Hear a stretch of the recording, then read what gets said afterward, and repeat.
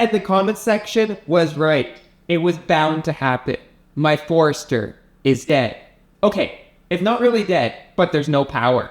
And you see, with over 400,000 kilometers on this Subaru, with a lot of heavy use of our air compressor, as well as our fridge, and all of our power accessories, my alternator has decided to completely fail on me. You might have noticed in the last couple of videos, my lights were starting to flicker and I couldn't have all the accessories running at once. Well, it turns out that I had to hold RPM to even run my air compressor, and while the voltage was dropping so much that my LED lights were flickering. And with my battery not even charging after a multiple hour drive and the car failing to start, I knew it was time to replace the alternator.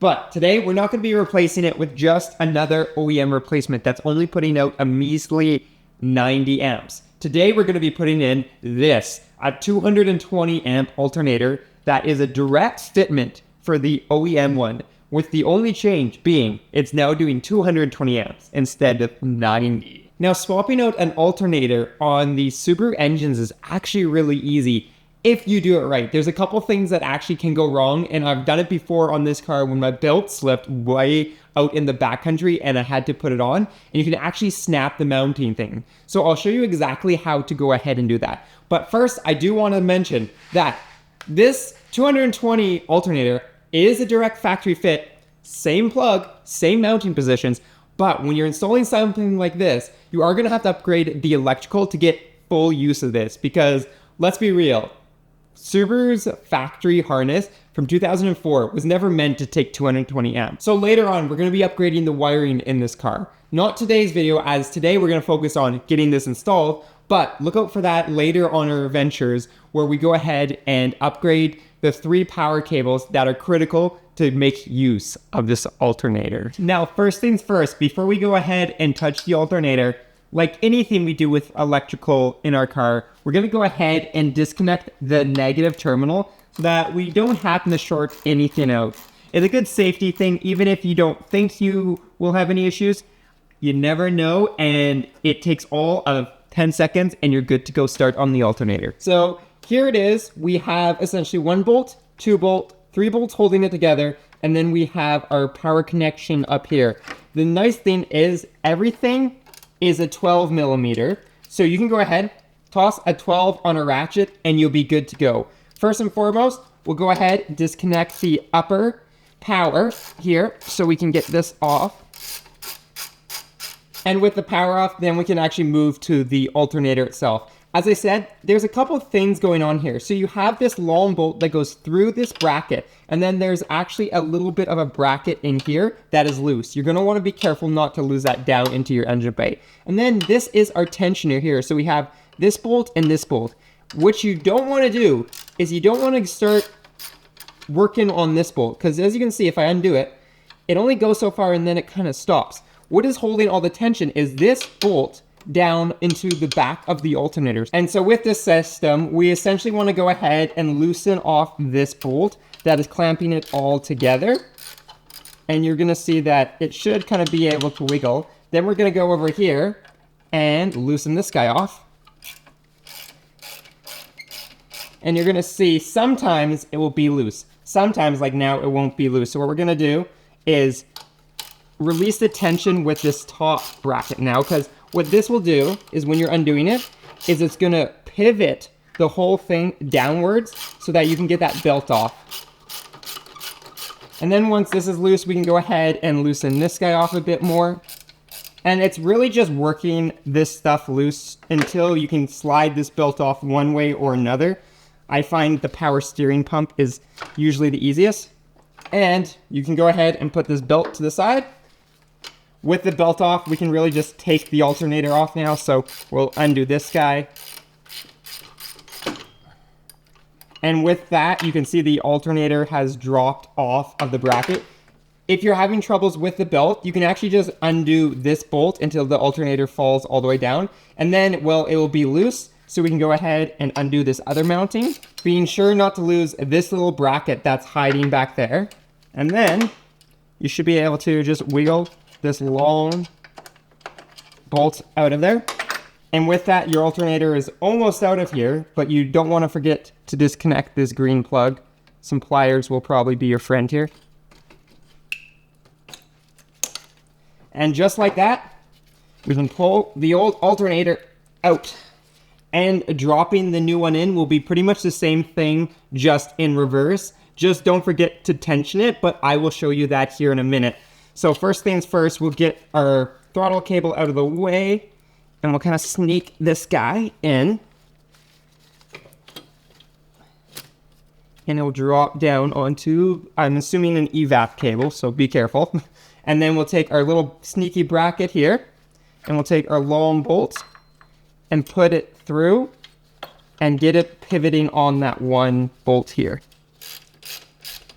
And you will have to hold this little bracket on the back side as it pulls it in. Make sure not to do everything up right now. We're gonna leave everything relatively loose, but we just wanna make sure that everything is in position. So we'll leave it at that so I can easily pivot it here. Next is gonna be lining this up. So you're gonna wanna take the threads on this guy and try to line it up with your new alternator. It honestly will be a bit of a pain. And you'll just have to wiggle it in, and there you go. Then you can go ahead and do this guy up. Again, make sure not to do this one up all the way. And then with that guy on, let's go ahead, plug this back in. And we'll go ahead and connect our power so we don't forget to do that. And next up, we want to go ahead and get our belt on here. So I'll get it on the harmonic balancer first. And then what I'll do is I'll probably get it over the alternator before pushing it over the power steering pump on the left side. And with the belt on, what you're gonna go ahead and do is give it some tension. So we're gonna go ahead and do up this top long bolt here, giving us some tension on it. Now figuring out how much tension is kind of tricky because Subaru does have a spec for that. Obviously it's some weird measurements. So what I like to do is I just kind of like to feel the belt here. And you can go ahead, squeeze your other belt, your AC belt, and see how much play is in there. And then go ahead and squeeze this belt and see if it is. Another way is probably the best is do the 90-degree test. So if you can go ahead and spin it about 90 degrees, then that means that it's probably at the right tension. If you can go past that, it's too weak and you need to add some more tension. And the thing is, you can always go ahead and add tension later, but if you add too much tension, you might go ahead and wreck the bearing. So if it starts to squeal on startup, go ahead, add a little bit more tension. But if it feels like it's not crazy tight and it's not squealing, then you probably have your tension set right. With that said, you're gonna go ahead with this now and tighten this one back up. This is just for tensioning. This one down here is actually what holds the alternator in place. You're gonna wanna be careful, because as I said, I have cracked one of these before. I actually cracked this little support piece. So you're just gonna hand tighten it. It doesn't need to be crazy tight. There you go. And then what I like to do is I actually like to just loosen that off just a tiny bit so it does have a little bit of play, because then I know it's supported off of this and not off our tension bolt. Then finally, go ahead and tighten this guy up. And with everything tightened up, we have successfully put in a 220 amp alternator into our overland Subaru Forester. Well, almost. As I said, our stock wiring isn't going to be able to handle this, and that's why we will eventually upgrade our wiring in here, but it's not a huge concern. With that said, we got to go ahead and we'll make sure this works. So we're going to go ahead, connect the battery, and then fire up the car and see if we're not getting proper voltage. With such a simple fix, I don't think we're going to have any trouble starting it, but you just never know.